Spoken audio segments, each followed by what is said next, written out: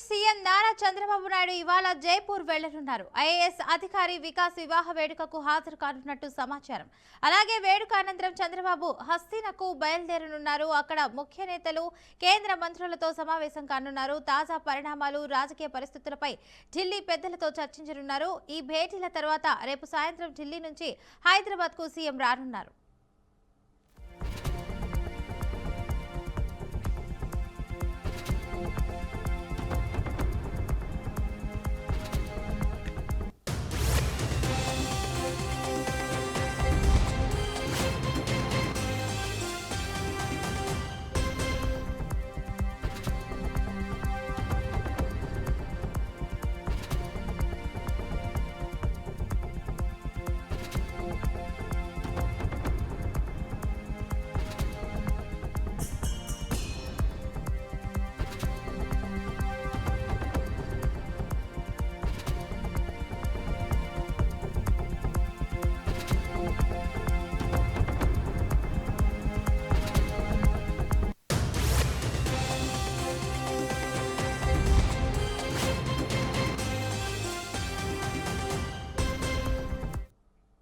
Andhra Pradesh CM Nara Chandrababu Naidu ఇవాళ Jaipur వెళ్లనున్నారు. IAS అధికారి వికాస్ వివాహ వేడుకకు హాజరు కానున్నట్లు సమాచారం.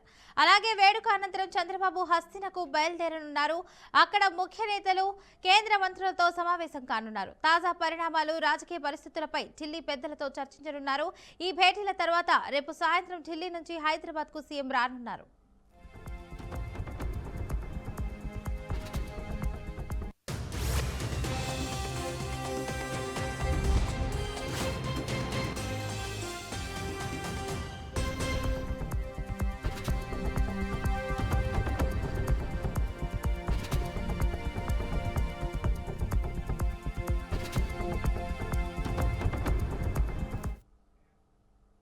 మదనపల్లిలో బాలిక హత్యపై ఆంధ్రప్రదేశ్ కాంగ్రెస్ పార్టీ అధ్యక్షురాలు వైఎస్ షర్మిల స్పందించారు.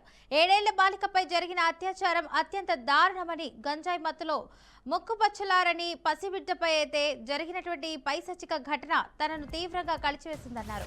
ఈ దారుణ ఘటన పట్ల కాంగ్రెస్ పార్టీ పక్షాన తీవ్ర విచారం వ్యక్తం చేస్తున్నామని, బాలిక కుటుంబ సభ్యులకు ప్రగాఢ సానుభూతి తెలియజేస్తున్నామని పేర్కొన్నారు. ఈ మేరకు ఆమె ఒక ప్రకటన విడుదల చేశారు. రాష్ట్రంలో మాదక ద్రవ్యాలు ఏర్లై పారుతున్నాయడానికి మదనపల్లె ఘటనే నిదర్శనమని షర్మిల ఆరోపించారు. డ్రగ్స్, గంజాయిపై డేగ కన్ను పెట్టామని, ఉక్కుపాదం మోపుతామని కూటమి ప్రభుత్వం చెప్పుకోవడమంతా ఆర్భాటమేనని విమర్శించారు.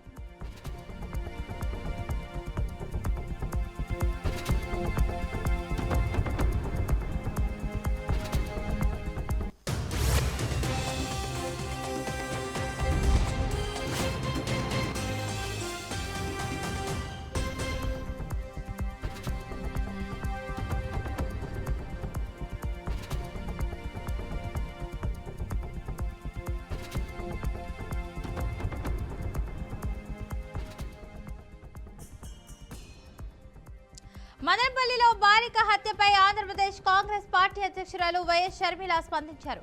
7 ఏళ్ల బాలికపై జరిగిన అత్యాచారం అత్యంత దారుణమని, గంజాయి మత్తులో ముక్కుపచ్చలారని పసిబిడ్డపై జరిగిన ఈ పైశాచిక ఘటన తనను తీవ్రంగా కలిచివేసిందన్నారు.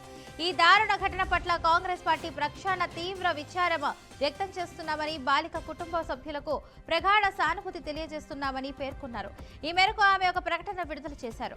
రాష్ట్రంలో మాదక ద్రవ్యాలు ఏర్లై పారుతుండడానికి మదనపల్లె ఘటనే నిదర్శనమని షర్మిల ఆరోపించారు. డ్రగ్స్, గంజాయిపై డేగ కన్ను పెట్టామని, ఉక్కుపాదం మోపుతామని కూటమి ప్రభుత్వం చెప్పుకోవడమంతా ఆర్భాటమేనని విమర్శించారు.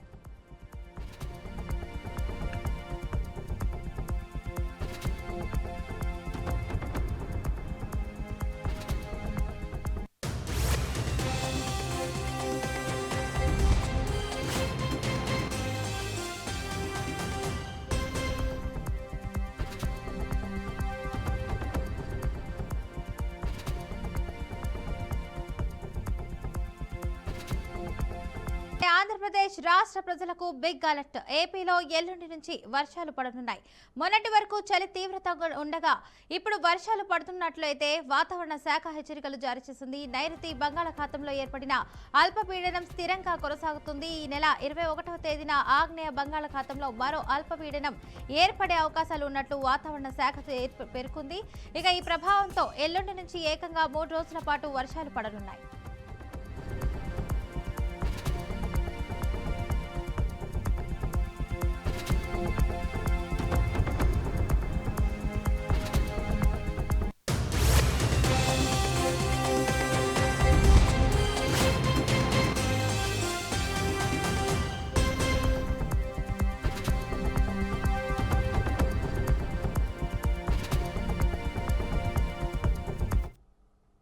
ఈ అల్పపీడనం ఎఫెక్ట్ వల్ల రాయలసీమలోని పలు ప్రాంతాల్లో ఎల్లుండి నుంచి 3 రోజుల పాటు వర్షాలు పడతాయని వాతావరణ శాఖ హెచ్చరికలు జారీ చేసింది. ఈ నెల 22వ తేదీ నుంచి 2 రోజుల పాటు నెల్లూరు, ప్రకాశం జిల్లాలో వర్షాలు ఉంటాయని స్పష్టం చేసింది.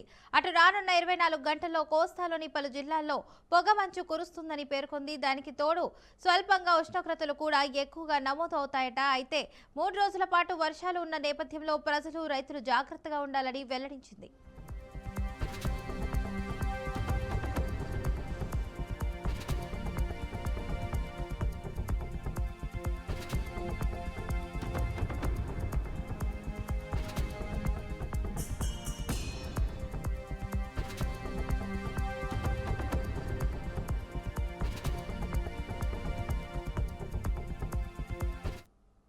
ముస్లింల అత్యంత పవిత్రమైన రంజాన్ మాసం నేటి నుంచి ప్రారంభమైంది.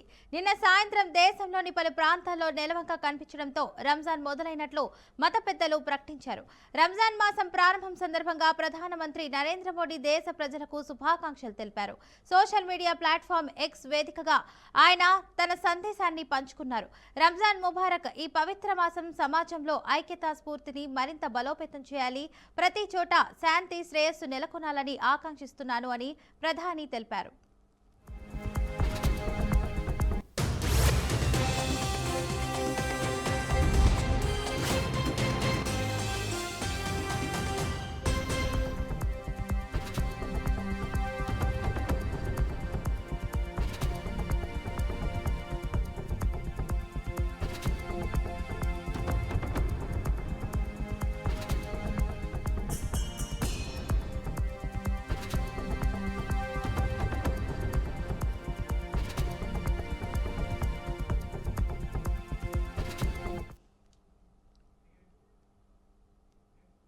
తెలంగాణ ఇంటర్మీడియట్ బోర్డు తీరుతో 300 మంది విద్యార్థులు తీవ్ర అన్యాయం ఎదుర్కొంటున్నారని విద్యా సంఘాలు హెచ్చరిస్తున్నారు. ఇక ఏపీవీపీ రాష్ట్ర కార్యదర్శి మాచర్ల రాంబాబు ఈ ఘటనను తీవ్రంగా ఖండిస్తూ విద్యార్థులకు వెంటనే పరీక్షలు రాసేందుకు అవకాశం కల్పించాలని డిమాండ్ చేశారు. ప్రైవేట్, కార్పొరేట్ కళాశాలలపై board secretary Krishna Aditya serious చర్యలు తీసుకోకుండా నిర్లక్ష్యం కొనసాగించడం వల్ల పేద విద్యార్థులు హానికర పరిస్థితుల్లో ఉన్నారు. ఏబీవీపీ ఈ సమస్యను ప్రభుత్వానికి నేరుగా అందిస్తూ విద్యార్థులకు న్యాయం కల్పించే వరకు రాష్ట్ర వ్యాప్తంగా ఆందోళనలు చేపడతామని హెచ్చరించారు.